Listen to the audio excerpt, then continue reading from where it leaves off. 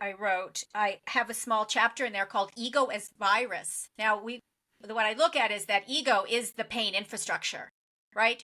It sees self. And that ego's interest then, that pain infrastructure's only interest is in its own survival. And it will even consider killing the host to keep its stories alive and its worldview alive and asserting its agenda. It will kill the host. It will ask you to do bizarre things just to maintain its fear and shame and rage stories, right? We will self-harm. We will hurt ourselves to maintain our fear, shame, and rage stories. As we know in intimate relationships, we will go into very compromising situations to not experience the feeling of rejection that's in there. Because that pain says that rejection's there, but just don't look at it. We're just going to live this way. We're going to accept this way, but don't look at it. Don't heal it. Just go be in a very compromising relationship, and then we'll be good. But really, we're killing ourselves, right? So virus and tumor, I think we are interchangeable. I think it's the same analogy. Yeah, it's interesting, again, talking about, we will continue in, your example was bad relationships. And that goes back to what we were saying earlier, is because that is someone's comfort zone. And to go through the change of maybe, let's say, leaving a relationship is even more scary than the bad situation that they're in. And you could put that same analogy to getting out of pain.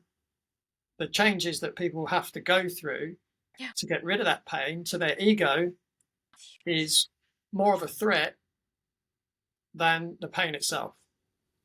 Absolutely, which is why we need to be in a lot of pain in order to create big change historically as humans, right? We have to be in near-death experiences often in order to decide, okay, I'm going to change my patterns and habits, because there is that pain program within us that says, if you choose to not listen to me, then you're going to die.